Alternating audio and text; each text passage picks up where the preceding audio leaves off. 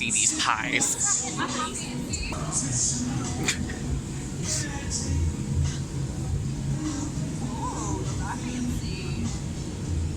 Holy Sarah Bareilles.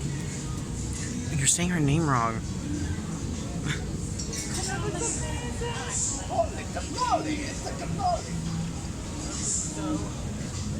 Oh. I was like, huh? Huh? I was saying, look at the pies. And Katie's like, what? What? Huh? Not coffee. What?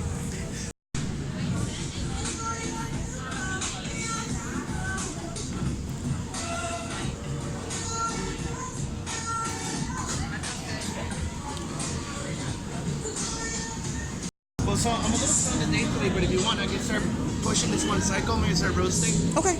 Want to check it out? Yeah. Yeah, because everything that we do here is 100% functional. The only thing that isn't, and I always get this question, Are the people is the yeah, well, we're like done. But here, that's actually a cast that's covering 6 silos inside. They look more like those, it's bigger, and they're not as pretty because no one's looking at them, so they don't need to be pretty. Yeah. Exactly. Hashtag aesthetics. Hashtag no. Hashtag Eric. Yeah. You know. So if you take a look up here, we have that raw green coffee right in the charge hop right up here. And as soon as I start roasting, it's gonna open up a gate and allow all that coffee to fall into the drum where we'll start roasting. Just to get an idea of what's going on. In here, there's a double drum roaster. So there's a drum outer here, but inside is another cast iron drum that's rotating like a drum. And in that drum, there are these little pieces called flights that help to toss the beans up even. Because when we're roasting coffee inside, we're roasting it through both conductive and convective heating.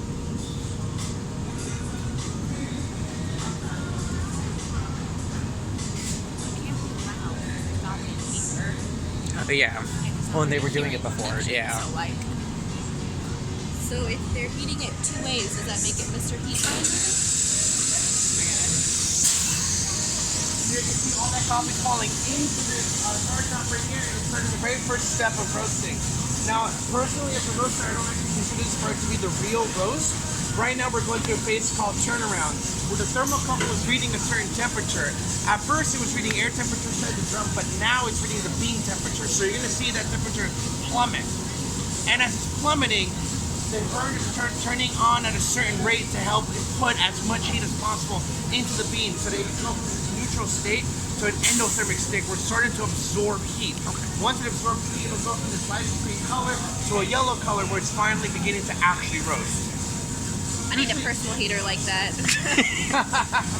You've been like at home. Right? Or you can always do like one of those Japanese kotatsus where it's just a table and it has like the cloth and inside is a heater and you can put your legs inside and it warms you up. Oh, Katie, you need that. I know.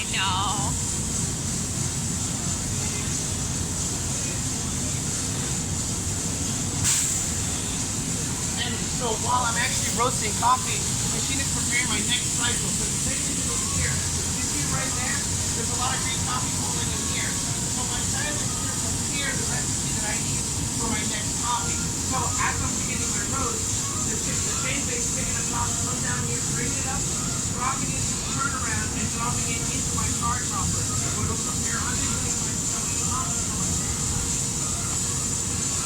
And of course, this part of the roast is a long part. It takes a long time before coffee turns to become endothermic and absorb that heat.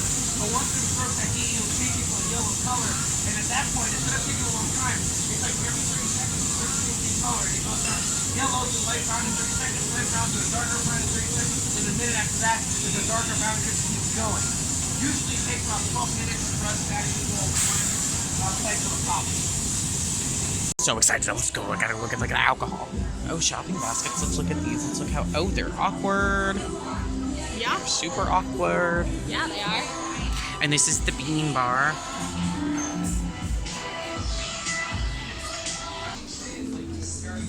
Have you heard me complain about being cold yet? No. So. I mean, you're crazy. Okay, I'm not gonna videotape in the restroom, yo.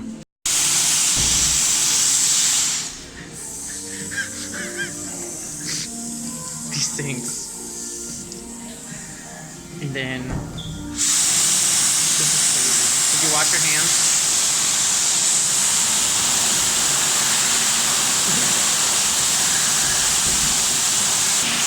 Weird. Different.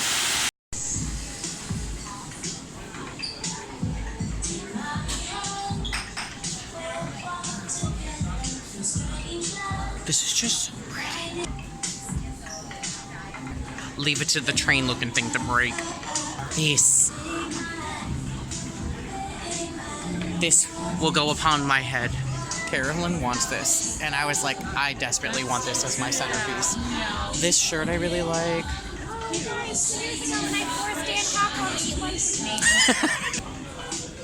Oh, excuse me, sir. Oh, that's not a shirt. I could rock that. My Old Navy cheap ass could rock that. I'm trying too hard to spend. I'm spending too much money to look like I don't spend money.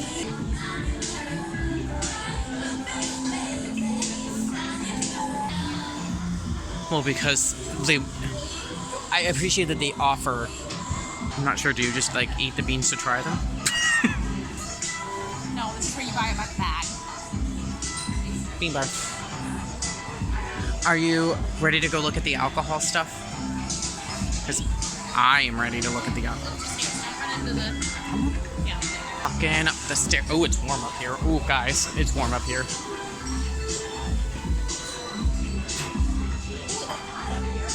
That's what I said. I was like, oof. Oh. Oh, God. Oh, my gosh. Lemons. It's expensive alcohol. Well, yeah, but I want to know what they have. Alcohol. What do you want? Alcohol.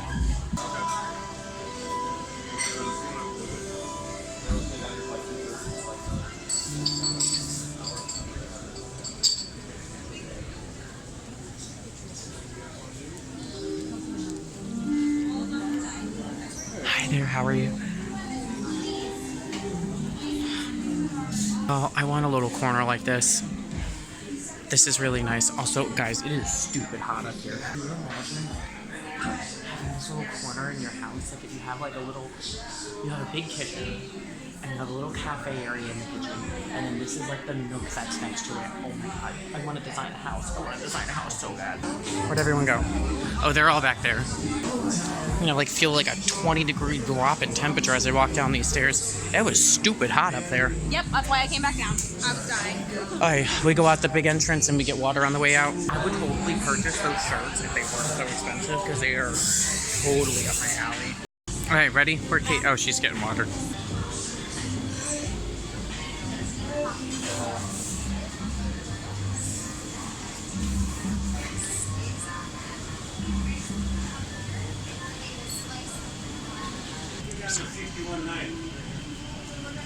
I enjoy this place.